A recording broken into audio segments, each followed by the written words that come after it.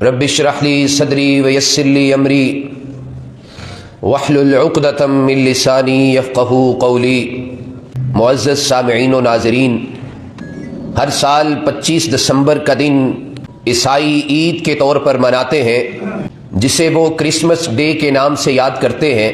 عیسائی عقیدے کے مطابق 25 دسمبر کو نعوذ باللہ اللہ تعالیٰ کے ہاں اولاد ہوئی ہے، اللہ تعالیٰ کے ہاں بیٹا پیدا ہوا ہے، اور وہ اسی خوشی میں اس دن کو عید کے دن کے طور پر مناتے ہیں۔ جہالت کی بنیاد پر بہت سے مسلمان عام لوگ، عہدے داران اس دن میں ان کی خوشیوں میں شامل ہونے کے لیے ان کی مجلسوں اور ان کے جلسے جلوسوں میں شرکت کرتے ہیں۔ ان کا یہ شرکت کرنا کس حد تک درست ہے؟ اس طرح کسی غیر مسلموں کے تہوار میں شامل ہوا جا سکتا ہے؟ اور بالخصوص جس دن کو عیسائی حضرت عیسیٰ علیہ السلام کا یوم پیدائش مناتے ہیں، اس دن ان کی مجلسوں میں شامل ہونا یا ان کی دعوت طعام یا ان کی ضیافت میں شامل ہونا اسلامی تعلیمات کی روح سے کیا رہنمائی ہے ہمارے لیے؟ اس حوالے سے چند گزارشات آپ کے سامنے رکھنی ہے۔ سب سے پہلے یہ بات اچھی طرح سے جان لیں، میں اپنی گفتگو کو شروع کرنے سے پہلے آپ سے عرض کر دوں، یہ والے سارے نکات انتہائی اہم ہیں اور ہر ایک مسلمان کو اس کا پتہ ہونا ضروری ہے، تاکہ انجانے میں، جہالت میں کہیں وہ اپنے ایمان کو ہی ضائع نہ کر بیٹھے۔ اور اس دن خصوصی طور پہ جس طرح ہم ایک دوسرے کو عید کی خوشیوں میں یاد رکھتے ہیں، ایک مسلمان دوسرے مسلمان کو عید مبارک کہتا ہے، تو ایسے ہی مسلمان بھی عیسائیوں کو اس طرح کرسمس ڈے یا ان کو میری کرسمس یا اس طرح ان کو جو ہے وہ اس خاص دن کے حوالے سے مبارکباد دینا شروع کر دے۔ اس حوالے سے یہ چند گزارشات آپ کے سامنے رکھ رہا ہوں، ان کو اچھی طرح ذہن نشین کرنا ضروری ہے۔ سب سے پہلی بات یہ ہے کہ عیسائیوں کا یہ عقیدہ کہ نعوذ باللہ اللہ تعالیٰ کے ہاں بیٹا پیدا ہوا ہے، اور حضرت عیسیٰ علیہ السلام کے یوم پیدائش کے دن 25 دسمبر کو کرسمس ڈے اور عید کا دن جو ہے وہ مطلب عیسائی جو ہے وہ مناتے ہیں۔ یہ بات اچھی طرح نوٹ کر لیں، سورہ اخلاص کا ترجمہ اور تفسیر اگر ہمیں سمجھ آ گئی تو ہمیں ہر چیز سمجھ آ گئی۔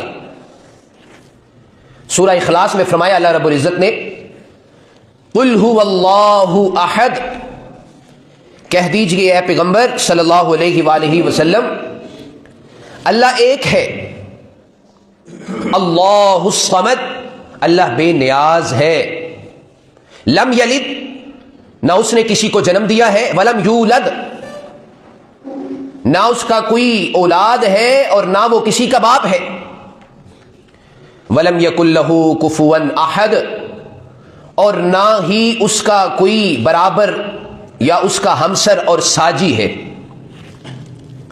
اب یہ آیات بالکل واضح ہے کہ اللہ تعالی ایک ہے، اس جیسا کوئی بھی نہیں ہے، اس کے برابر کوئی بھی نہیں ہے، اس کا ساجی کوئی بھی نہیں ہے، اس کا ہمسر کوئی نہیں ہے، اور پھر وہ بے نیاز ہے، وہ کسی کا محتاج نہیں ہے، وہ خود اس پوری کائنات کا بنانے والا ہے، خالق ہے، مالک ہے، رب العالمین ہے، پوری کائنات کا خالق، مالک، رازق وہ اکیلا ہے، اسے ہماری ضرورت نہیں ہے۔ اور جس طرح ہماری اولاد ہوتی ہے اس طرح اس کی اولاد نہیں ہے، لہذا یہ عقیدہ ہی بالکل باطل ہے کہ حضرت عیسیٰ علیہ السلام نعوذ باللہ اللہ کے بیٹے ہیں۔ جب ان آیات کو ہم نے اچھی طرح سمجھ لیا تو نہ صرف ہم نے عیسائیوں کے عقیدے کا رد کیا جو کہ عیسیٰ علیہ السلام کو اللہ کا بیٹا سمجھتے ہیں، بلکہ یہودیوں کے عقیدے کا بھی رد ہے جو حضرت عزیر علیہ السلام کو اللہ کا بیٹا کہتے ہیں۔ اس کے ساتھ ساتھ مشرکین عرب کا بھی رد ہے جو کہ فرشتوں کو اللہ کی بیٹیاں تصور کرتے ہیں اور پھر اللہ کے برابر بہت سارے معبودوں کو لا کھڑا کرتے ہیں۔ اور آج کل کے ان نام نہاد مسلمانوں کا بھی رد ہے جو کہ شرقیہ عقائد کو اپنائے ہوئے ہیں اور یہ سمجھتے ہیں کہ اللہ تعالی نے اپنی صفات نعوذ باللہ تقسیم کر رکھی ہیں، اور اللہ تعالیٰ کے سننے جیسا کوئی اور بھی ہے، اللہ تعالیٰ کی مدد کرنے جیسا کوئی اور بھی ہے، اللہ تعالیٰ کے علم رکھنے کی طرح کوئی اور بھی علم رکھتا ہے، اور جس طرح اللہ تعالیٰ سے امیدیں وابستہ کی جاتی ہیں، جس طرح جو ہے وہ اللہ تعالیٰ کو خالق کائنات یا اللہ تعالیٰ کو جو ہے وہ رزق دینے والا تصور کیا جاتا ہے تو اوروں کو بھی اس کا حصے دار سمجھا جاتا ہے.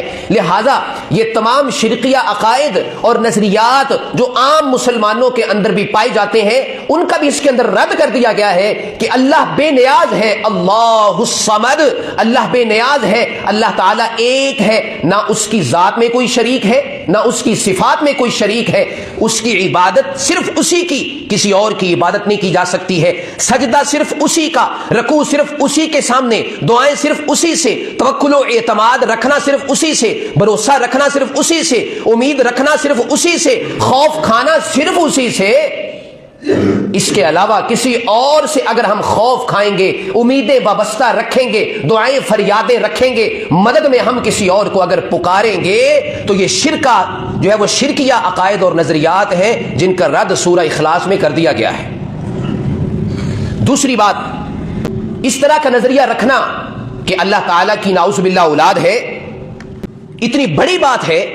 اس کا تذکرہ سورہ مریم آیت نمبر 88 تا 92 میں کیا گیا ہے. وَقَالُوا اتَّخَذَ الرَّحْمَنُ وَلَدًا، اور وہ کہتے ہیں کہ رحمان نے اولاد بنا لی ہے، اللہ نے اولاد بنا لی ہے. لَقَدْ جِئْتُمْ شَيْئًا إِدًّا، یہ بڑی ناقابل عقل اور یہ بڑی عجیب بات کرتے ہیں. تَكَادُ السَّمَاوَاتُ يَتَفَطَّرْنَ مِنْهُ، یہ بات اتنی بری ہے کہ اس کی وجہ سے آسمان پھٹ پڑے، وَتَنشَقُّ الْأَرْضُ، زمین شق ہو جائے، وَتَخِرُّ الْجِبَالُ هَدًّا، اور پہاڑ بھی جو ہے وہ گر پڑے. اتنی بڑی بات ہے یہ کہ انہوں نے اللہ تعالیٰ کی اولاد بنا دی ہے. ان دعوا للرحمن ولدا، کہ انہوں نے اللہ کی اولاد بنا دی ہے. کہتے ہیں کہ نعوذ باللہ اللہ کی بھی اولاد ہے. وما ينبغي للرحمن ان يتخذ ولدا، رحمان کے یہ لائق نہیں ہے، یہ اس کی شان کے شیان شان نہیں ہے کہ اس کی بھی اولاد ہو. اللہ تعالیٰ کسی کا محتاج نہیں ہے. لہذا اگر کوئی آج یہ عقیدہ رکھتا ہے تو اتنا یہ جو ہے وہ اتنی بڑی بات اس نے کر دی ہے کہ جیسے زمین و آسمان شک ہو جائیں، پھٹ جائے، آسمان پھٹ جائے، زمین شک ہو جائے، پہاڑ گر پڑے. اتنی بڑی بات اس نے کر دی ہے جس نے یہ کہا کہ اللہ نے نعوذ باللہ اولاد بنائی ہے. تیسری بات، کسی کو اللہ تعالیٰ کا بیٹا کہنا یہ اللہ تعالیٰ کو گالی دینے کے مترادف ہے. حدیث میں آتا ہے، حدیث قدسی ہے، میرے بندے نے میری تکذیب کی حالانکہ اس کو یہ حق نہیں ہے کہ میری تکذیب کرے، مجھے جھٹلائے. میرے بندے نے مجھے گالی دی حالانکہ یہ بات مناسب نہیں ہے کہ وہ مجھے گالی دے. آگے اس کی وضاحت کر دی کہ میری تکذیب کرنے کا مطلب یہ ہے، مجھے جو ہے وہ جھٹلانے کا مطلب یہ ہے کہ اس نے دوبارہ جی اٹھنے کو محال سمجھ رکھا ہے کہ دوبارہ اللہ تعالیٰ کیسے پیدا کر دے گا. جو یہ عقیدہ رکھتا ہے، نظریہ رکھتا ہے کہ دوبارہ جب ہم ایک دفعہ مر جائیں گے دوبارہ اللہ کے سامنے ہم جی اٹھیں گے، نہیں، وہ ہمیں دوبارہ نہیں پیدا کر سکتا ہے، یہ اللہ تعالیٰ کو جھٹلایا ہے. اور جس نے مجھے گالی دی ہے اس کی وضاحت کی کہ جس نے یہ عقیدہ رکھا کہ اللہ تعالیٰ نے اولاد بنائی ہے اس نے نعوذ باللہ اس نے مجھے گالی دی ہے. اللہ تعالیٰ کی اولاد کا نظریہ رکھنا یہ اللہ تعالیٰ کو گالی دینے کے مترادف ہے. ان سارے پوائنٹس کو آپ نے یاد رکھنا ہے، یہ اللہ تعالیٰ کو گالی دینے کے مترادف ہے. تو کیا ہم یہ چاہتے ہیں کہ ہم ان کی گالی دینے میں تائید کریں؟ جو یہ عقیدہ اور نظریہ رکھے ہم اس کو سپورٹ کریں، اس کی حوصلہ افزائی کریں، اس کے ساتھ کھڑے ہوں، مبارکباد دیں اس کو، اس کی جو ہے وہ خوشی کے موقع کو اس کی عید سمجھ کے انجانے میں جہالت میں اس کے ساتھ شامل ہو جائیں. چوتھی بات یہ ہے، سورہ النساء میں غلو کرنے کی مذمت کی گئی ہے کہ جو کوئی اصل چیز ہے اس کو اس سے بڑھا چڑھا کر بیان کرنا، اس کو کہتے ہیں ایگزیجریٹ کرنا، مبالغہ آرائی سے کام لینا، غلو سے کام لینا. یا اہل الکتاب لا تغلو فی دینکم، اہل کتاب تم دین میں غلو نہ کرو، اپنے دین میں مبالغہ آرائی سے کام نہ لو، آگے نہ بڑھو، حد سے نہ بڑھو. ولا تقولوا علی اللہ الا الحق، اور نہ ہی اللہ تعالیٰ کے بارے میں کوئی ایسی بات کرو جو کہ نہ حق ہے.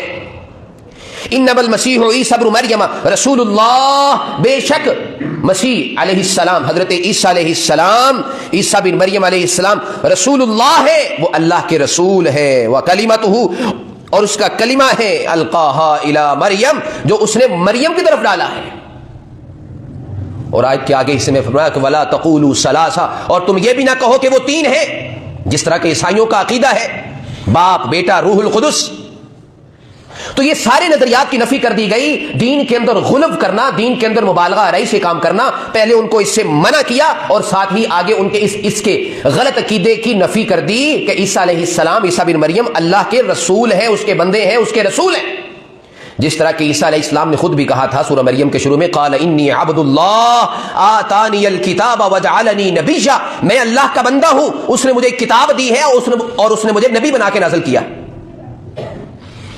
تو یہ عقیدہ اور نظریہ رکھنا کہ عیسیٰ بن مریم اللہ کی اولاد اور اللہ کے بیٹے ہیں، سراسر غلط ہے۔ اور یہاں کے سے جو ہے وہ ضمناً بات کر دوں، یہاں پہ غلو کی بات آئی تھی، مبالغہ آرائی کی بات آئی تھی، تو یہ مبالغہ آرائی سے کام لینا یعنی کسی کو اس کے اصل مقام سے بڑھا چڑھا کر بیان کرنا، یہ دراصل عیسائیوں سے آج مسلمانوں نے بھی لے لیا ہے۔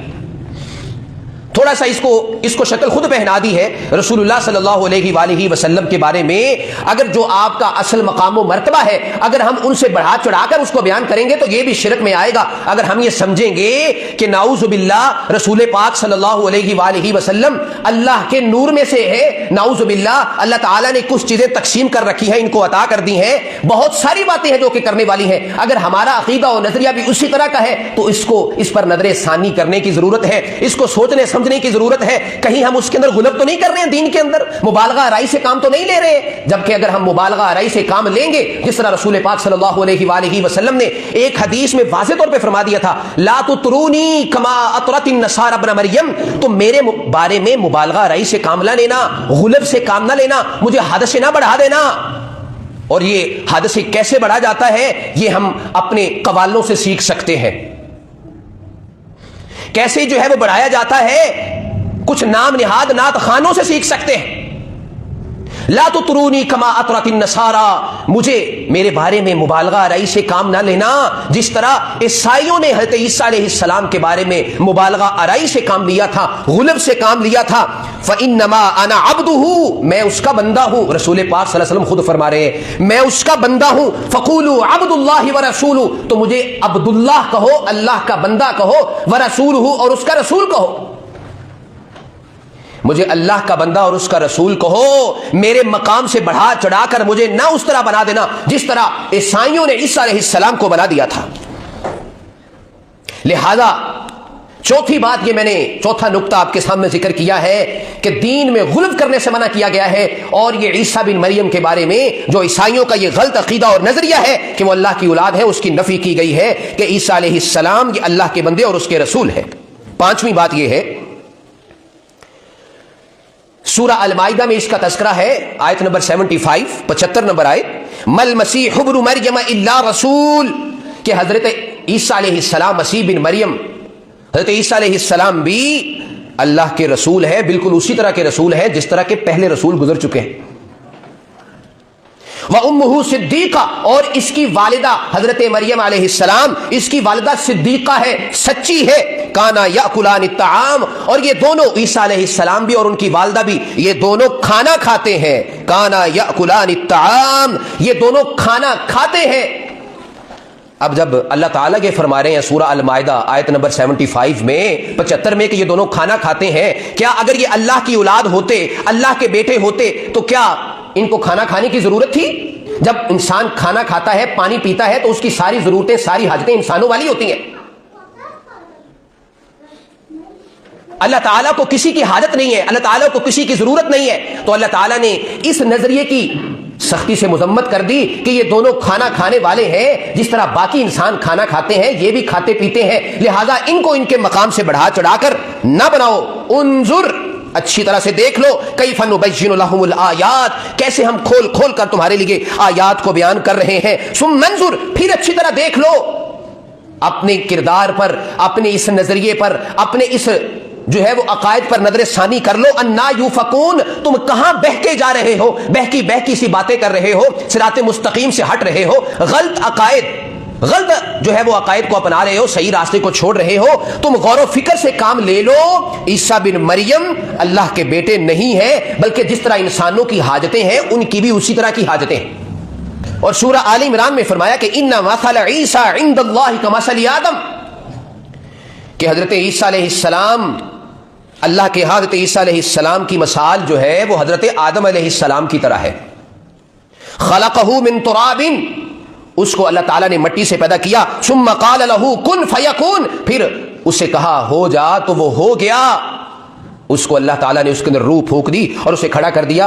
اب کہنے کا مطلب یہ ہے کہ تم یہ سمجھتے ہو کہ اگر کسی کا باپ نہیں ہے، کسی کا باپ نہ ہونا یہ نعوذ باللہ اللہ تعالیٰ کے اگر بیٹا ہونے کی دلیل ہے، تو حضرت آدم علیہ السلام کے نہ تو والدہ تھی نہ ان کے والد تھے. اگر حضرت عیسیٰ علیہ السلام کا باپ نہیں ہے اور باپ نہ ہونا اگر یہ اللہ تعالیٰ کے جو ہے وہ بیٹا ہونے کی دلیل ہے، تو حضرت آدم علیہ السلام کے تو نہ والد تھے نہ ان کی والدہ تھی، تو اس کے بارے میں کیا کہیں گے؟ تو یہ اس عقیدے کی نفی کی جا رہی ہے. یہ ایسا نہیں ہے کہ اگر یہ اللہ کی خاص قدرت کاملہ سے اس طرح ہوا ہے، اور یہ بھی انسان ہے جس طرح حضرت آدم علیہ السلام تھے، یہ بھی اسی طرح حضرت عیسیٰ علیہ السلام ہے، لہٰذا ان کو ان کے مقام و مرتبہ سے بڑھا چڑھا کر اللہ کا بیٹا تصور نہ کرو. اس غلط عقیدے اور نظریے کی مخالفت کرنی چاہیے. 5 نقاط میں نے آپ کے سامنے رکھے، آیات کی روشنی میں یا حدیث کی روشنی میں. ذرا ان کو سامنے رکھ کے ذرا اس بات کا تجزیہ کریں.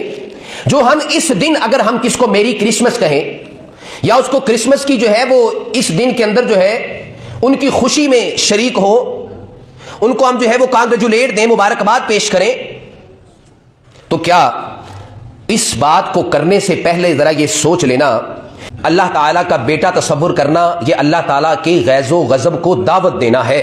اور یہ اتنا اللہ تعالیٰ اس پہ غصے اور ناراض ہوتا ہے کہ اسے آسمان پھٹ جائے، زمین شک ہو جائے، پہاڑ گر پڑے، تو کیا ہم اللہ تعالیٰ کے غیظ و غضب کا شکار ہونا پسند کریں گے؟ اللہ تعالیٰ کی اولاد سمجھنا، اللہ تعالیٰ کا بیٹا خیال کرنا یہ اللہ تعالیٰ کو گالی دینے کے مترادف ہے. تو کیا ہم جو اللہ تعالیٰ کو گالی دے رہے ہیں، کیا ہم ان کے گالی دینے کی تائید کریں گے؟ ذرا وہ غلب سے کام لے کے عیسیٰ علیہ السلام کو ان کے اصل مقام و مرتبہ سے بڑھا چڑھا کر آپ کے سامنے پیش کر رہے ہیں، کیا ہم بھی ان کے اس طرح مجلس میں، ان کی عید میں شرکت کر کے، مبارکباد پیش کر کے، ان کو تحفے تحائف کا تبادلہ کر کے نعوذ باللہ اللہ تعالیٰ کی اولاد والے عقیدے کی حوصلہ افزائی کرنا چاہیں گے؟ ہرگز نہیں چاہیں گے، یقیناً نہیں چاہیں گے.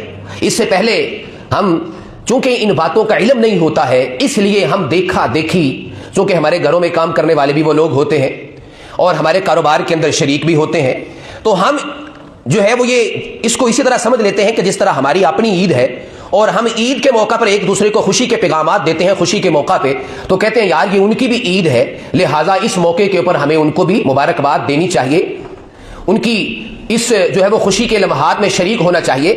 اگر وہ کہیں کیک کاٹنے لگیں تو ہم بھی ساتھ شریک ہو جاتے ہیں کہ آؤ بھائی آپ کی خوشی میں ہم بھی آپ کی عید میں شریک ہوتے ہیں. بہت ساری تصویریں ہمیں یہ ملیں گی سوشل میڈیا کے اوپر، ہم اس کو اپنے میڈیا کے اوپر دیکھیں گے. اور آج کل تو جو ہے وہ ویسے بھی الیکشن کا ماحول ہے، تو آج کل تو ویسے بھی بہت سارے لوگ ان کے پاس جائیں گے، چونکہ ان سے جو ہے وہ ووٹ لینے ہیں، ان کے پاس جائیں گے، ان کے جو ہے وہ اس طرح محافل میں شریک ہوں گے اور اسی طرح کی حرکتیں کریں گے جس طرح کی وہ کر رہے ہیں. اس بات کو ہم بھول جاتے ہیں کہ ہم مسلمان ہیں. مسلمان آزادانہ طور پر اپنی زندگی اس طرح نہیں گزار سکتا ہے.